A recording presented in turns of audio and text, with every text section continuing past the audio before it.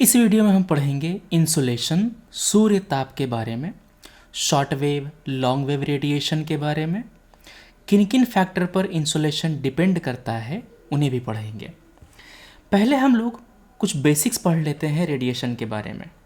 Energy का एक formula होता है E=H²। E है एनर्जी, म्यू है फ्रीक्वेंसी। मतलब कि किसी भी रेडिएशन का फ्रीक्वेंसी जितना ज़्यादा होगा उसकी एनर्जी उतनी ही ज़्यादा होगी। जिसका फ्रीक्वेंसी ज़्यादा होगा उसकी एनर्जी ज़्यादा होगी। यही फार्मूला हम ऐसे भी लिख सकते हैं Hc/λ। क्यों? क्योंकि म्यू जो होता है ना वो c/λ होता है। c यहाँ पर वेवलेंथ है, तरंग दैर्ध्य है। क्लियर है? इसका मतलब ये है कि अगर फ्रीक्वेंसी ज़्यादा होगी तो एनर्जी ज़्यादा होगा। ठीक है? अगर वेवलेंथ ज़्यादा होगा तो एनर्जी कम होगा उस रेडिएशन का। ठीक है? अब बात समझो। कोई भी बॉडी जितना ज़्यादा गर्म होगा वो उतना ज़्यादा फ्रीक्वेंसी का रेडिएशन एमिट करेगा। जैसे कि सूर्य काफ़ी ज़्यादा गर्म है, इसकी एनर्जी बहुत ज़्यादा होगी रेडिएशन की। इसी कारण से इसके रेडिएशन का फ्रीक्वेंसी बहुत ज़्यादा होगा, वेवलेंथ बहुत कम होगा। अर्थ को ले लेते हैं। कोई भी रेडिएशन अर्थ पे पड़ा वो रिफ्लेक्ट होगा। अब अर्थ का अपना तो कोई लाइट है नहीं, ये लाइट को रिफ्लेक्ट ही कर सकता है। चांद का अपना कोई लाइट है नहीं, वो लाइट रिफ्लेक्ट ही कर सकता है। अर्थ और मून जो रेडिएशन रिफ्लेक्ट करते हैं उसकी एनर्जी सूर्य के मुकाबले ज़्यादा होगी या कम? कम होगी। इसी कारण से पृथ्वी का जो रेडिएशन था उसका फ्रीक्वेंसी भी कम होगा मगर उसका वेवलेंथ ज़्यादा होगा। इतनी बात समझ में आ गई? क्लियर है कॉन्सेप्ट? चलो अब इस कॉन्सेप्ट को हम यूज़ करते हैं। सूर्य से जो भी रेडिएशन पृथ्वी तक आता है, चूंकि उसका एनर्जी हाई है इसीलिए उसका फ्रीक्वेंसी हाई होता है, उसका वेवलेंथ शॉर्ट होता है। उसका फ्रीक्वेंसी हाई होता है, उसका वेवलेंथ शॉर्ट होता है। इसीलिए सूर्य से पृथ्वी पर आने वाले रेडिएशन को शॉर्ट वेवलेंथ रेडिएशन कहते हैं। शॉर्ट वेव रेडिएशन कहते हैं। ये रेडिएशन जब पृथ्वी पर पड़ा और जब रिफ्लेक्ट हुआ, इस रेडिएशन को हम लोग लॉन्ग वेव रेडिएशन कहते हैं। क्यों? क्योंकि इस रेडिएशन की एनर्जी लो है, इसी कारण से इसका वेवलेंथ हाई होगा। ठीक है? सूर्य से आने वाला रेडिएशन का एनर्जी हाई है इसीलिए इसका वेवलेंथ लो होगा, फार्मूला के हिसाब से। ठीक है ना? अब देखो, सूर्य से जो भी रेडिएशन पृथ्वी तक आया, चूंकि वो शॉर्ट वेवलेंथ का होता है, शॉर्ट वेवलेंथ वाले रेडिएशन को बादल, एटमॉस्फेयर एब्जॉर्ब नहीं करता। क्लियर है? शॉर्ट वेव वाले को not absorbed bye atmosphere, cloud etcetera. वो आराम से पृथ्वी तक आता है, पृथ्वी को हिट करता है और वो वापस लौटता है। जैसे ही इस रेडिएशन ने पृथ्वी को हिट किया और वापस लौटा, ये रेडिएशन तो लॉन्ग वेवलेंथ का बन गया। ये लॉन्ग वेवलेंथ का रेडिएशन बन गया। Long wave radiation is absorbed, it can be absorbed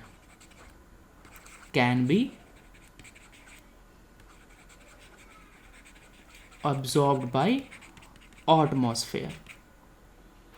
ठीक है, शॉर्ट वेव के लिए हमारा एटमॉस्फेयर ट्रांसपेरेंट था, एटमॉस्फेयर ट्रांसपेरेंट था, मगर लॉन्ग वेव रेडिएशन के लिए हमारा एटमॉस्फेयर ओपेक है, एटमॉस्फेयर ओपेक है, अपारदर्शी है, मतलब कि इसको पार नहीं कर सकता, इसको जाके एब्जॉर्ब कर लेगा। समझ गए बात? पृथ्वी से टकराकर लौटने वाला रेडिएशन एटमॉस्फेयर के द्वारा एब्जॉर्ब्ड हो जाता है, यही है ग्रीन हाउस इफेक्ट, यही है ग्रीन हाउस इफेक्ट। क्लियर बात है? तो आपने समझा कि इंसुलेशन क्या होता है। इंसुलेशन वो रेडिएशन होता है जो सूर्य से आ रही होती है पृथ्वी की ओर। It is incoming solar radiation. Incoming solar radiation को हम लोग इंसोलेशन कहते हैं या फिर सूर्य ताप कहते हैं, सूर्य ताप कहते हैं।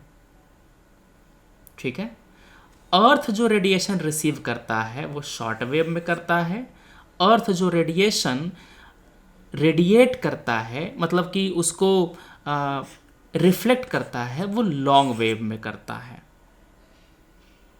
ठीक है, तो ये हुआ इंसुलेशन। एक सवाल करना ज़रा, insulation received by earth is in long wave form, सही बात है क्या? पृथ्वी जो रेडिएशन रिसीव करता है वो तो शॉर्ट वेव में होती है ना। ठीक है, तो पहला गलत हो गया। Earth radiate its energy in long wave ना, तो दूसरा गलत हो गया। क्या आंसर हुआ? 1 और 2 दोनों गलत है, इसीलिए डी करेक्ट आंसर हो जाएगा। अगला सवाल करना जरा, अर्थ के सरफेस पर जो इंसुलेशन रिसीव होता है उसी के बारे में सवाल है। एक पर्टिकुलर लैटिट्यूड पर इंसुलेशन कॉन्टिनेंट पर ज़्यादा होता है ओशियन के मुकाबले, क्या यह बात सही है?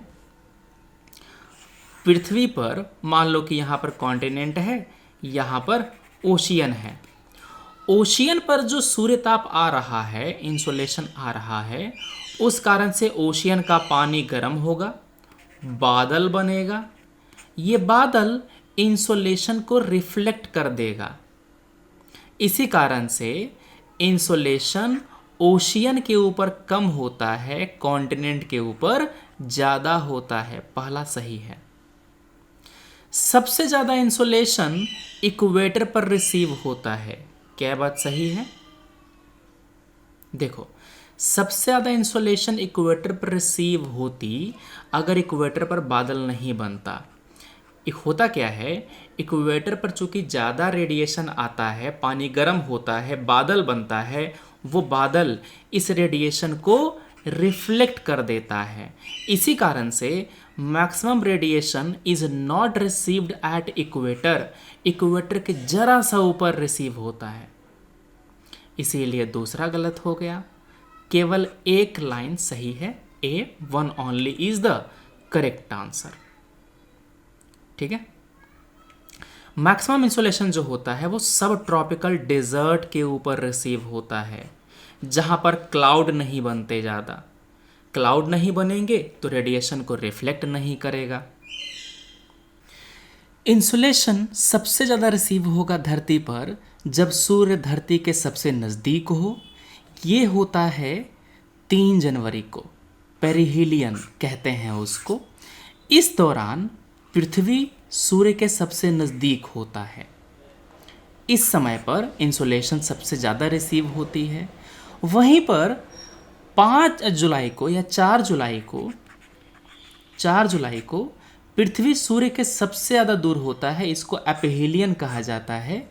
यहाँ पर इंसोलेशन कम रिसीव होती है बाकी साल के मुकाबले। ठीक। अच्छा, ये जो सोलर वेरिएशन होता है इंसोलेशन का, वो एटमॉस्फेयर के ऊपर होता है। देखो, इंसोलेशन को हम दो जगह नाप सकते हैं, पृथ्वी के सतह पर और एटमॉस्फेयर के ऊपर। समझ गए बात? तो पेरिहीलियन और एपीहीलियन पोजीशन में इंसोलेशन वेरी करता है एटमॉस्फेयर के ऊपर। क्लियर है?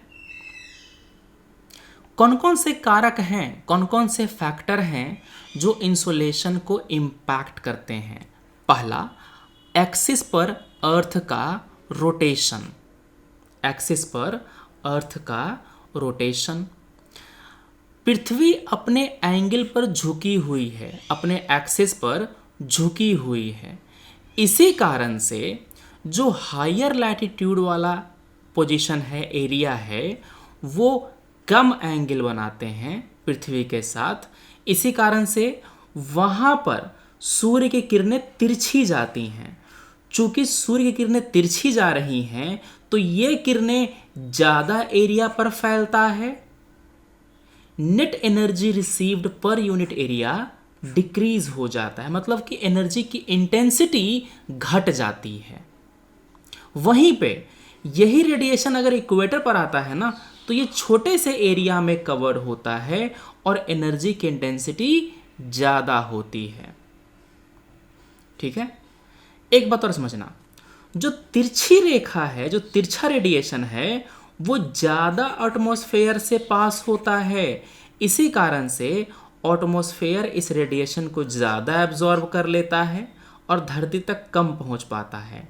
वहीं पर इक्वेटर का जो एरिया है, वहाँ पर छोटा सा पोर्शन ही पार करना होता है एटमॉस्फेयर का, तो धरती तक ज़्यादा रेडिएशन पहुंच पाता है।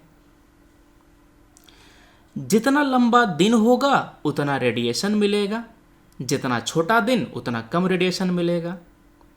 एटमॉस्फेयर जितना ट्रांसपेरेंट होगा उतना ज़्यादा रेडिएशन हम तक पहुंचेगा, जितना कम ट्रांसपेरेंट उतना कम रेडिएशन पहुंचेगा। ज़मीन का कॉन्फ़िगरेशन भी डिसाइड करता है कि सूर्य का कितना रेडिएशन पृथ्वी तक आ रहा है। तो ये पांचों के पांचों फैक्टर डिसाइड करते हैं, इम्पैक्ट करते हैं पृथ्वी तक पहुंचने वाले इंसोलेशन को। अब एक सवाल करना, इनमें से कौन कौन से कारक जिम्मेदार हैं इंसोलेशन के पीछे, उसको इम्पैक्ट करने के पीछे? अर्थ का अपने एक्सिस पर रोटेट करना, सही बात है। रोटेट करता है तो दिन में इंसोलेशन ज़्यादा होता है, रात में इंसोलेशन नहीं मिलता। डे एंड नाइट रोटेशन के कारण ही तो होता है। एंगल ऑफ इंक्लिनेशन, अगर एंगल ज़्यादा बन रही है तो तिरछी रेखा पड़ेगी, ज़्यादा एरिया में फैलेगा, एटमॉस्फेयर ज़्यादा एब्जॉर्ब कर लेगा, इंसोलेशन कम मिलेगा। Length of the day, atmosphere का ट्रांसपेरेंसी, लैंड का कॉन्फ़िगरेशन, ये सारे के सारे फैक्टर डिसाइड करते हैं कि इंसोलेशन कितना होगा एक पर्टिकुलर एरिया पे। ठीक है? तो ये था इंसोलेशन के बारे में। इस पर बहुत ही बेहतरीन क्वेश्चन पूछा जाता है यूपीएससी प्रीलिम्स में, और जीएस मेंस का जो पेपर है GS1, उसमें भी क्वेश्चन आ सकता है इंसोलेशन के ऊपर। चलिए मिलते हैं नेक्स्ट वीडियो में। Thanks for watching, take care, जय हिंद।